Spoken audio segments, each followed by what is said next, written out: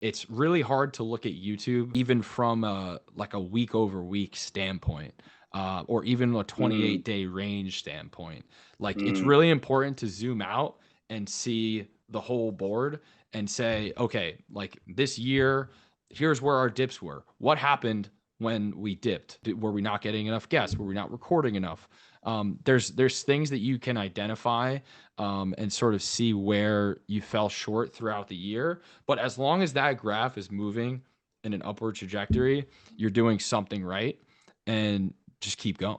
Hey everyone, welcome to episode 1 of my YouTube hack, our new podcast where we talk to the top creators that are using Taja AI. I'm your host, Ibrahim, co-founder Taja, Greg. Today for episode 1, we have Dom on. Dom is the first ever customer of Taja who signed up back in July. He has used Taja across multiple channels, most known for being the producer of Greenlight with Chris Long, which is a channel that has amassed 80,000 subscribers since March of 2023. We are so honored to have Dom on, and we can't wait for him to talk to you about his nuggets and how what he considers best practices to grow on YouTube, and how you could incorporate these practices to grow your channel, as well as use Taja and enhance your workflow.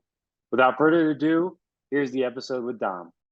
So our first guest of season 1 of my YouTube hack is Dom. Dom is an avid user of Taja. He's actually the first ever customer that we've had on Taja. Dom is a producer and he manages many channels on YouTube.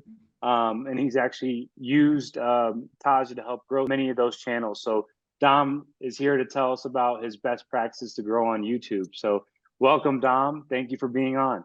Thank you guys so much for having me. First off, I want to say what you guys have built with Taja has been really incredible to see. I've only known you guys for less than a calendar year, and the improvements that the app has made, and I think what it's going to do in the space is going to be really, really amazing. So yeah, thanks for having me. We appreciate that. Thanks for using us. Your feedback has been very valuable to help us, build out the tool and make sure we're building the right solution for you. So before we dive into your best practices, we'd just love to just get some background on you. If you could just tell the audience more about your career, how you got started in the digital media space, and how you've now been on, started your own company and you manage some top clientele. Yeah. Hope you got time. Yeah. But yeah, so it started back in maybe 2014, 2015 when I was a senior in high school going into college. I kind of always knew I wanted to do something in sports. So I actually started off with a blog, believe it or not, back in those blog days, with a bunch of my boys, and we would be blogging the whole summer. So like we spent that whole summer blogging, and I want to say in 2015, and that was when I started to really pique my interest into the other factions of the business, right? Whether that's writing, podcasting, video editing. So when I got to college, I majored in sports communication at Marist College in Poughkeepsie, New York. And from there, basically, I was able to hone my skill set to be very like across a large range of things, right? So I wanted to be able to be really good at writing. I wanted to be really good at doing on camera things. I wanted to be really good at video editing, Photoshop. So I felt like I was prepared to leave school and do something in this business. So fast forward through college, I, did pretty well there. I still wasn't really sure what I wanted to do. And then towards the end of college, I met this guy who does this Yankees show. And that was really my first in the podcasting industry. And that was back in 2017. So podcasting then is, a lot different than it is now. But that was my first intro to editing clips, working on pre-production, working on post-production, identifying moments that can be published on social. How are we live tweeting during Yankees games, and really using social media as a tool to grow podcasts. And we weren't even on YouTube at the time. This is an audio only thing that we were cutting clips for. So yeah, I was with them for probably about 3 years through college. I was lucky enough to stay on with them throughout my time at college and just really gain relevant experience. And then from there, I graduated, and my first job was at MLB Network in Secaucus here in New Jersey is where I'm from. And that was a really good learning experience for me working in live TV. So I kind of got to see like what I did and didn't want to do. Honestly, Hmm. coming out of school, I wanted to be on air, but I also didn't want to move at the time. I didn't want to have to move to Texas to be the weekend sports dude. Hmm. And a lot of those people, I respect a lot of them. I know a lot of them, but it's just something that's not very lucrative at the beginning, and then you might wind up wasting your time. So I always thought that I was a little bit better at doing the stuff behind the scenes. So that was sort of where I kind of gravitated to, and I was able to learn a lot of valuable things at MLB Network as well. From what a live TV environment looks like to how a show is scripted for television, Hmm. which I think was sort of I needed as like the foundation for a lot of what I do now for my clients, in terms of just pre-show prep, what the show looks like on social media after the fact, presentation, and even going into the nuances of like how my talent is interviewing their guests. So, Hmm. um, yeah, MLB Network was great. That was 2020 now, so 4 years ago. And then I was with podcasting startup Blue Wire for 3.5 years, had a great run there, and opened up my own shop just basically back in October of 2023. So I'm only about a Nice. quarter and change in the business landscape, but we're working with some really cool people. I know you guys know a lot of them. So yeah, really exciting stuff. Just kind of taking it day by day. But that's the long and the short of my career thus far in sports media. Nice, nice, very cool. Appreciate that background. How difficult was it transitioning uh, from the MLB to Blue Wire, where now you're managing? For those that don't know, Blue Wire is one of the biggest podcast network hubs in the United States. And so, how was it managing so many slates of content across across different content types, and learning how to grow those entities, even though they're all different in terms of their content style? Yeah, for sure. I think the biggest thing is that MLB Network, there were so many people doing my job. So I was just stationed on one show, and that's how it Hmm. worked throughout a week. Like you'd be on just one show. So that allowed you to really focus just and make the main thing literally because you're only working on one show. And in a startup environment, there was a million things being thrown at you left and right. I think at one point I was managing, I want to say between like 6 or 7 shows at the same Hmm. time. So Hmm. it's just so much day to day. And obviously I'm not doing the brunt work of the editing, so much so, but it's really trying to just dial in what everything looks like, making sure it looks good, making sure nothing falls through the cracks. Yeah. So I really had to be spread thin across a number of different shows and try to figure out how to make that work. Got it. Dom, sounds like you got a lot of range with the things you've been able to, work on in your career, not only between, pre-production, post-production, a whole bunch of different kind of, managing different channels. You mentioned, seven, eight, 6, 7 shows. Can you talk a bit about like, what are the similarities between the shows that you saw, do really well versus shows that, might have stagnated? Like, what are the like little things that, you saw that was common across shows that, really were able to build a large audience and do well? Yeah, I mean, I think it really boils down to talent and the talent skill level, and then also the community that you're able to cultivate with your audience. Like, are they really yearning to see your content in this very saturated place? And what are you doing week in and week out to serve your audience and continue to feed them what they want to hear? Hmm. And that can be different for any talent, right? That's not a one size fits all thing. There's many ways to get there, but what I've seen across, basically 5 years in the industry, I've seen shows absolutely take off. I've seen shows take off and then stagnate and plateau. And then I've seen shows just sort of have a lot of money behind them and do absolutely nothing. Hmm. But I think the common denominator is just really the talent because it's got to be good content. And when you have good talent, you're likely going to have good content. When you have good content, the algorithm is not going to miss it unless you're packaging it super poorly. So that's really the crux of it. Hmm. Um, But again, it's hard to explain a little bit because it's not a one size fits all for everybody. But I would say cultivating a community, and then engaging with your audience. Got it. And we want to get into your YouTube best practices here shortly, but would just love to learn, you know, from your background standpoint, how difficult was it for you to transition to having your own agency, and how did you get your first clientele there after leaving Blue Wire? I mean, poaching's a strong word. I don't think we Okay. poached anybody, but yeah, I mean, it's just meeting people, and it's a really small industry, right? So like, there's a lot of overlap even in a lot of the people we know, where me and Abe have talked offline about. So it's a small industry, and it's just about, I think, having people recognize the work that you're doing, having talent recognize the work that you're doing and appreciate it, and then really just building a network of people. So specifically, I could talk about Madison Square Garden, and my colleague Peter, who also has his own production company that has been, you know, my kind of launch pad into doing my own thing. And a lot of that was just like because I knew him. And he knew Hmm. that I could do a good job on video stuff, and then we wind up with two shows with the Rangers and Knicks. So, well, not the Rangers, but Henrik Lundqvist, and then we're doing a show with the Knicks as well soon. So that's been a major client for us, and that's not even something I like went out cold with outreach.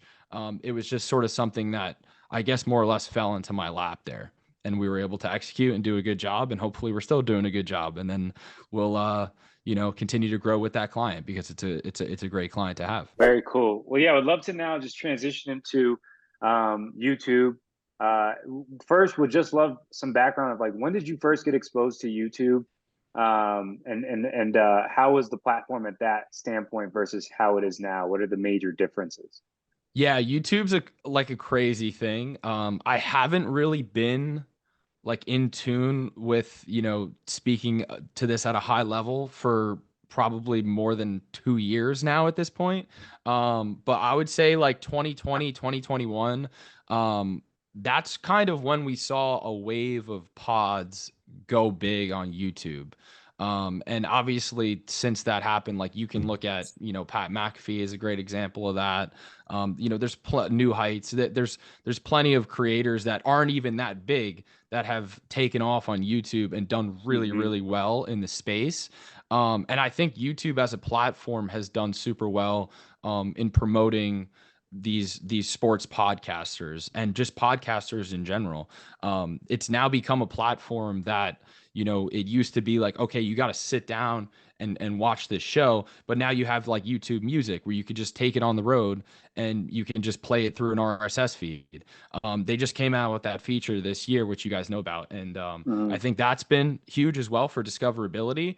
But just, you know, taking a step back and thinking about how podcasters curate content and package content for YouTube, that's something that's changed a lot, I think, in the past year or two. There's a very clear structure for how interviews get published, how podcast clips get published. There's a title structure, a thumbnail structure, just to make sure that everything is clean and that the algorithm will, you know, hopefully favor you, and or at least bring in new factions of the people that are watching similar stuff to your content that you're publishing. Nice. And then one thing you talked about was discoverability. And the one thing that we always rave about at Taja is that for discoverability, especially on YouTube and across really all social platforms, the subscribers doesn't really matter. It's a vanity metric. It's about how well your videos rank. So could you talk about the different ways to get discovered on YouTube? What are best practices you can implement in order to get discovered as well? I would say just consistency. You know, once you build your branding around your show, you know, I'm talking about thumbnails, I'm talking about graphics for social media, keep everything uniform and keep it super simple. I would say the more concise you can be about anything, the better. And a lot of it is really like creative writing in a way, which I know the app has, you know, Taja, the app is getting really, really good at doing some of that for you or leading you to water in the right direction for like how not how this can be clickbaity, but how can this be appealing on a homepage that has 12 thumbnails on it? And how does this video stand out packaging wise from another video that a prospective audience member may want to watch over yours? So I would say just being concise, being consistent, meaning like come up with your title structure and thumbnail structure and don't really deviate from it. Mm. So for a lot of the shows that we run, we have our main interview thumbnail, and then we have a lot of clip thumbnails, and we don't really deviate much from the clarity, the conciseness, and our creative writing style for them. That makes a lot of sense. So consistency across like, you know, the brand and the channel as far as it's presented on YouTube. Can you talk a bit about like the different ways that you try and get, you know, discoverability for the, you know, kind of the podcast interview itself? Like how much of the, you know, the reach and the magic comes from, you know, just putting time up on the upfront versus finding that right guest and just letting kind of the you know, conversation just go naturally wherever the host wants to take it. Yeah, I think that definitely depends on the show. Because I've seen across a lot of different podcasts, and I'm sure many podcasters will tell you this, that their solo episodes, whether they're a solo host or have a co-host, oftentimes, like if they have the floor in terms of reach, do better than a guest interview would do that's not like a huge name. So really like the only time you see the algorithm like sweep away is when you really have like an A-list guest and it's just going to do its thing, especially if it's a good interview. Watch time is still king.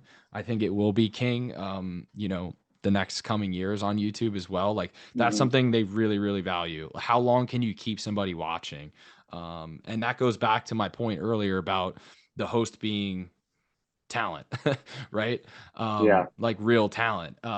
So Chris Long does an amazing job with this. He's such the thorough interviewer. He's so prepared for every interview, and he always gets the best nuggets out of every interview that he does. So that enables us from a strategy standpoint to not only package the interview however, you know, we see fit from a title perspective, thumbnail perspective, but then taking short content from that. You know, now we're talking about 6 or 7 short form clips that we're collaborating with the guest on, that we're publishing out to an audience, whether that's reactionary, whether that's him doing solo stuff. It doesn't necessarily need to have a guest to have legs either. Yeah. So I think a lot of creators would probably say the same thing in terms of just like us doing this solo might be more effective for discoverability than even having like, you know, kind of a mid-tier guest on, if that makes sense. But Yeah. yeah. So let's put you in let's put you in the shoes of a young creator, someone that just got started on YouTube. What is the best advice that you have for them from a content standpoint and analytics standpoint? Um, like talk about the best practices there, especially on analytics. You know, the studio is very overwhelming with a bunch of things that someone new could just look at and be like, I don't understand any of this. Talk about, you know, from a content standpoint, best practices there, and then from an analytics standpoint, what are the key metrics someone should pay attention to in order to help them grow their channel? Sure. So I'll start with the content. I think it's just developing a style and a brand. And that's how this person speaks. That's how this person interacts with guests. That's how they appear on social media. And really just building a brand that people are going to care about. And if at first, you know, they don't really like it's not clicking, maybe A/B test some things, whether that's the Mm, style of your sort of delivery, whether that's the questions that you're asking a guest, or whether that's like the thumbnails are just bad and maybe that's it. There's a lot of different factors that go into making a successful channel that's sustainable for years and building an IP that's, you know, effective and going to be bringing in like 7-figure ad money deals. And then I can touch on some of the analytics as well. A lot of it, I think people get really wrapped up in click through rate. People get really wrapped up in average view duration, AVD. But I think watch time, I'm now team watch time a little bit in terms of just this is what's moving the needle across the board on YouTube. It's just how do you get people to stick and care about your video? And I don't think that's like a new thing they've always had this, like since Hmm. YouTube's was invented in whatever it was 2005. Like they've always wanted to show their audience videos that people are watching for a long time and Hmm. retaining attention. So um, that's probably the biggest thing for me, is just like looking at how our watch time is affected, and obviously that varies per video, right? Like we might have a 7-minute clip do really, really well, and that is going to have less watch time by default than an hour-long podcast that also did pretty well. Um, so it's just paying attention to those sort of things and monitoring it. But as long as the graphs are moving in an upward direction, nothing Hmm. should be changed. Just continue to be consistent. And it's really hard to look at YouTube even from a like a week over week standpoint, or even a Hmm. 28-day range standpoint. Like it's Hmm. really important to zoom out and see the whole board and say, okay, like this year, here's where our dips were. What happened when we dipped? Were we not getting enough guests? Were we not recording enough? There's things that you can identify, and sort of see where you fell short throughout the year. But as long as that graph is moving in an upward trajectory, you're doing something right, and just keep going. Yeah, yeah, Yeah. no, very fair points. I mean, the algorithm is very finicky where, to your point, looking at it from a week to week standpoint or even month to month, you could have a video that pops that you published 3 months ago, 4 months ago, finally decide to pop Oh yeah. in month five. Like it's just very finicky, and if you look at it from that way, you got to look at it like you're playing a long game. What we see is like a lot of creators, they take about 2-3 years of just dedication to creating content and building community before they see a dollar of from the work they put in. So it's very difficult. But if you stay consistent, to your point, and are don't look at it from week to week, and you're more playing a long game, your likelihood of seeing success dramatically increases. Absolutely. And I'll go back to Chris here again. When I first started consulting for him in November of last year, he had the YouTube channel for 3 years and it was only at 15,000 subs. And Mm, this is a guy who is doing very large audio numbers and was on the charts for 3 years after he retired. Um, and really, for whatever reason, just kind of couldn't get the YouTube going. We made some changes to literally just the packaging, because he would have videos that would do really well, but then he would have videos that just like capped off at a 300 view ceiling, and it just like didn't move on like a full podcast episode. mm, So now he's closing in on 90,000. We're hoping to get to 100K by the Super nice. Bowl. So that's it's not Pat McAfee level, but it's certainly moving in a direction where like he could become pretty mainstream pretty soon, maybe even just off of his YouTube presence alone. Yeah, yeah, no, And Dom, you were that, mentioning there that the packaging seemed to be kind of like that unlock. So like content was all right, and for some reason you just wasn't getting the That views was you a deserved to be situation packaging. that was a situation where it was purely packaging, because nothing changed from his level of skill, as a podcaster, as an interviewer, as anything, and it was just about getting the right packaging on the channel. And that was a lot of testing as well. Like it didn't take off right away. We had to stay consistent. We had to A/B test certain thumbnails. But I would say the better part of the past year, we've stuck with the same stuff. Obviously, right now, when we're taping this, the NFL playoffs are in full swing, so it's a big time for the channel in terms of viewership. But we're just sort of riding the wave there. But yeah, to your point, the unlock was just the packaging. It Wow, was as that, simple as that. Yeah. that's amazing. And just so we know, like how long after you guys kind of switched it up, stayed consistent, how long did it take for those views to start kind of ticking up? Yeah, I would say like it honestly didn't happen until the beginning of football season. We were at maybe like 50 or 60K, and our floor was still like a little low for especially clip outs. And then they started doing a YouTube live show on Mondays that we would be clipping stuff out from. And now if you go and look at the past few weeks on there, all of those videos are, between 10, 20, 30, 40,000 on just the clip outs. So it took, you know, the better part of the off season because it was November last year. So we got through the playoff push, did well there. The off season, there's really no off season in the NFL with the draft, with off season moves, everything like that. But there are some Yeah. lulls. So it did take a while, most of the summer, to build up to a point where, like, okay, once the season hits, like everybody's going to be all over this. And so far, knock on wood, it's worked pretty well. Nice. Congrats on the growth of the channel. Two things I want to shed light on is monetization and community building, which you alluded to earlier. So talk about, again, shoes of a young creator. Monetization. At what point is it right to monetize your YouTube channel?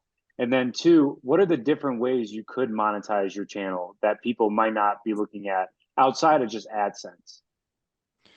Right. Yeah. I mean, I think it's about the size of your show and the CPM tier you're at in terms of just how many views are you getting and how does a third party advertiser look at your show and say, okay, like we're going to give you X amount of dollars based on this CPM tier, based on what the market value is for the show. And I think a lot of that is it's definitely out of my purview in terms of the sales outreach. So it's probably more just about like who you know on the sales side of things Mm-hmm. and the Mm-hmm. intros that you can make with brands.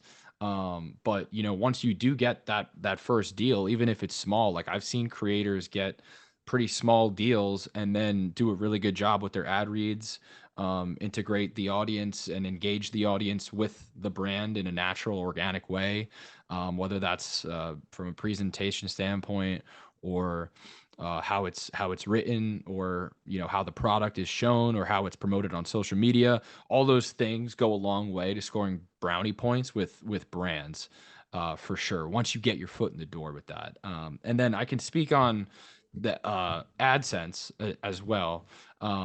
Obviously you need to hit the criteria to monetize, but you know, I think we've seen CPMs on YouTube kind of just stay a little stagnant. Like the money is not what you think it would be for shows that are getting even a good amount of views. Like, and all Mm-hmm. of this is public knowledge. If you look at, you know, some of even the bigger shows, like it's good money, but it's not going to be as much as a third party advertiser would give you by Yeah. any stretch of the imagination. Right. So. Yeah. No, 100%. And then talk about like finding how do you find the right brand partner, even from a sponsorship standpoint or an affiliate standpoint. Kind of what are best practices for a young channel that's starting and doesn't know this game to identify the right brand partner for sponsorship side and then also affiliate side? Like, what do you like, right? Okay. Make sure it's brands that like you actually jibe with or you actually use, because then that's more leverage for you to just have your intro call with them and be like, hey, I actually use this product, it's awesome. Here's my show with X amount of people watching. I think I'd be a great ambassador for the brand. Got it. Yeah. Okay, pretty straightforward. Thank you. Yeah. And then I mean, and even the if you don't, like, act like you do. Yeah. no. If you were getting started, would you reach out, on your own to try and find the right brands that you want to work with, or you'd be finding somebody in your network that does? You just walk us through, like, how would you do this if you were just getting off the ground? I mean, I probably wouldn't go the cold email route. I would maybe talk to a sales agency that could maybe help me out and go from there. It's much easier to know somebody that knows somebody than send a cold email out, in my Hmm. Hmm. experience. Yeah. So the main premise is focus on building up your content, making sure you're creating quality content that gets a lot of engagement, and then naturally, you could link up with someone on the sales team that uh, they solicit brand partners already, and they could Right. just put you in their pipeline. But the main thing is keep the main thing, and gain traction on your product, and then the money will follow.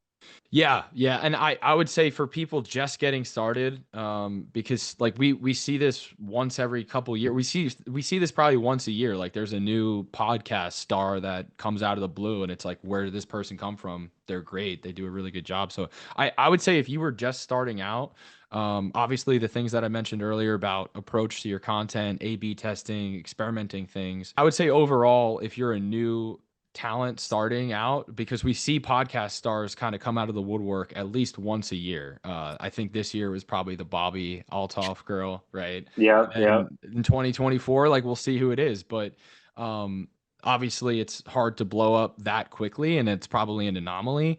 And if you're really serious about it and you're gaining some traction, just focus on why your audience is engaged with you.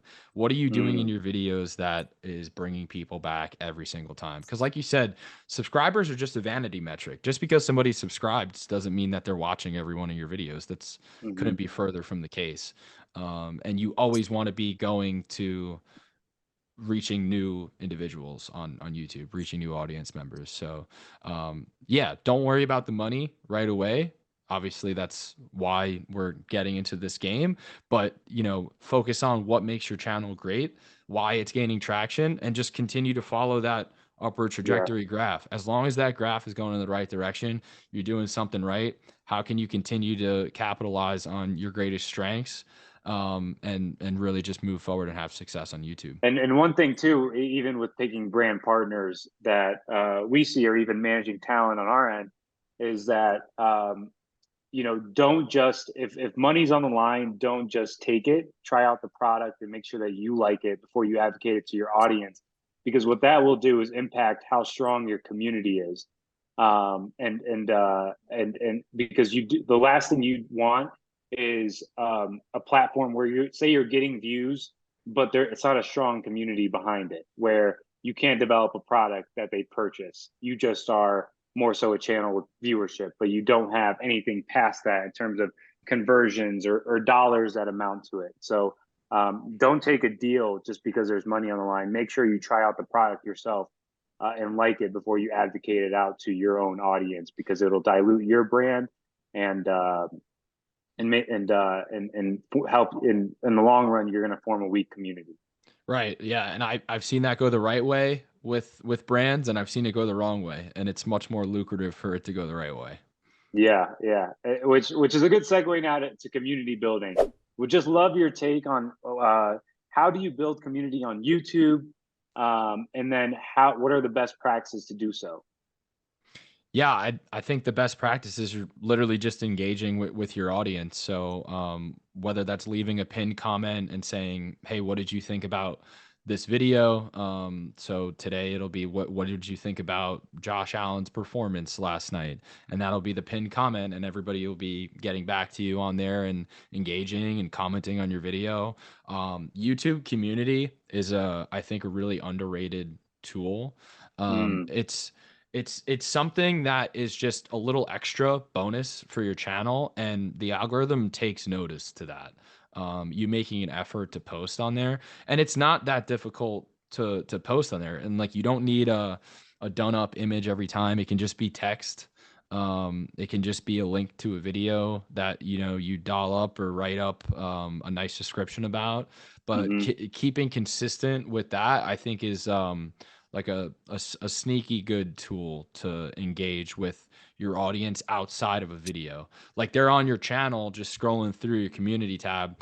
And my theory is, the more time people spend on your page, the better it's going to be for you in the long run in terms of sealing a discoverability. The segue now, we'd love to just enter into Taja. Could you talk about your experience with Taja? When did you start using it, and how the impact it's had on your channel, if it's had any? Yeah, so we're using it across probably about four different channels right now. And we started with this back in, I want to say July, right, Abe? I want to say Yep. July was when we first started with this. And I'll just say the app has come a really, really long way, even from when it started. It's able to generate, for those of you who don't know or need a quick explainer, it's able to generate titles, it's able to generate descriptions, it's able to generate chapters, and really just help from a workflow standpoint of your everyday YouTube publisher. So, if you're really stumped on maybe what what could be the packaging in this video from a title perspective, even from a thumbnail perspective. It's able to suggest thumbnail recommendations as well. So it's been really, really pivotal in terms of just being able to throw a link in and then see like 5 or 6 different title options and how you can bounce that sort of off of what you were thinking, maybe put it into your own words. And the same Hmm. thing with the description and chapters as well. And I know you guys also have the plugin that goes directly into YouTube Studio, which is super awesome, super efficient for everything. So yeah, congrats on all the success. I know you guys have done a lot of big things in the past 6, 7 months since I started using it. So um, it's been really awesome to see, and I think it's going to be a really game changing tool for a lot of YouTube creators. Appreciate that. Appreciate that. And just would love to learn about how do you use it to see growth within your channels? Like, do you use the titles verbatim, the description verbatim? Do you use your own twist? But how do you use the tool to maximize its capabilities? And what have you found has been the mechanism that works best for you to help you grow your channels? Yeah, I think just keywords, right? Like hot SEO keywords. I have a rule of 3, which I like to. So say it's a video about the Bills versus Chiefs last night, right? Hmm. Hmm. Um, I would find a way to use probably Josh Allen, the team name, and then maybe another player name, and building a description and title and thumbnail around those words helps get you into um, a section of YouTube that you maybe weren't getting to before. Got it. Yeah. And Taja helps in that because it spits out, you know, 7, 8 different ways to say that. Um, I think it could Got generate it. up to 15 actually. But yeah, Yeah, yeah, and so a big mechanism for you then is to capitalize on what's happening in the moment and what's trending, and create content around that in order to get discovered. totally. Yeah. A lot of it is definitely topical, but then there's also things that maybe aren't so topical. So it's really, again, I'll go back to the one size fits all phrase. Like it's not all one size fits all, but I think Taja helps you make it one size fits all because it can take in a video, it can address the tone that you want for it, and then it's able to hit on probably 3 to 5 SEO keywords that you're going to use to build your full package before you publish. Nice, nice, cool. Greg, do you have anything Yeah. you want to add? Yeah, I guess one question kind of related to what you were talking about with bouncing off kind of different title ideas and your rule 3, which is really interesting. How do you think about evergreen content versus try to go for keywords that are trending in the next 24 hours? Like, what's that kind of? How do you think about that? Yeah, well, that's definitely a balance, right? Because just because you have somebody on an interview doesn't make it evergreen. It depends on a lot of what you talked about. So Hmm. there's situations where I've published like legacy interviews where it's something that was taped, a couple years ago, but it's like a career retrospective of, let's say, Brett Favre, let's say Emmett Smith, Michael Irvin, and those will be able to live on YouTube for the next 50 years, until YouTube ceases to exist, right? And they'll be relevant because it's talking about things that happened in the past. So that's where I think I really draw the line between like true evergreen, and then topical. Topical is like, okay, the Bills missed the wide right. I keep going back to the Bills. Sorry, Bills fans. Like the Bills missed the wide right field goal last night again, whatever. That's going to have a shelf life of like the next 72 hours. Hmm. What do the Hmm. Bills do next? That maybe has a shelf life of like the next 2 weeks. And then an interview that you do, depending on who it is. If it's an older person and it's a little bit more retrospective, that could be true evergreen. And then if it's something like, hey, we're gonna interview Steve Spagnuolo, the Chiefs DC, came on Chris's show, and that was before the playoffs started. So now nobody can watch that interview, and they're going to be talking about stuff that happened in like week 15. So Mm.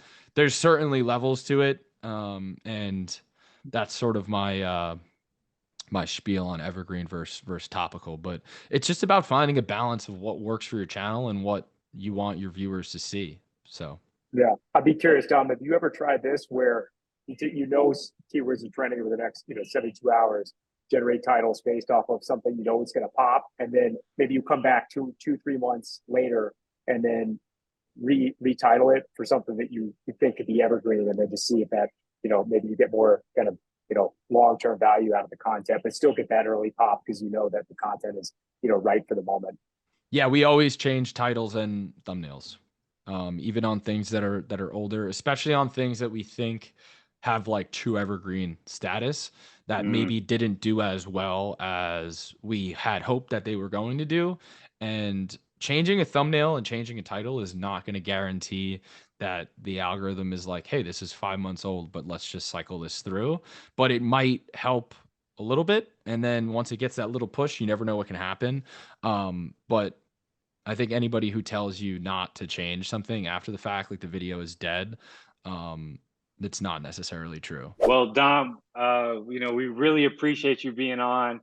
Thank you so much for joining and dropping these gems. I know I learned a lot on here. I'm sure Greg has too, and the audience that watches this content will as well. So thank you so much for joining us. And thank you for using Taja as well. We can't thank you enough for being, the first customer and now the first guest on our A lot new of show. firsts here. So yeah, appreciate Yeah. you coming on, and My can't pleasure. wait to continue building a relationship. Absolutely. Best of luck to you guys with Taja this year. I know big things are on the horizon, so good stuff. Thanks for watching the episode with Dom. He dropped a bunch of gems on how to grow your channel, the importance of consistency, and a real interesting look of somebody who's been able to manage multiple channels and see what those patterns are for what makes the best content and how to stand out on YouTube. So please like, subscribe, and comment your favorite tip from the episode below. Thanks, everyone.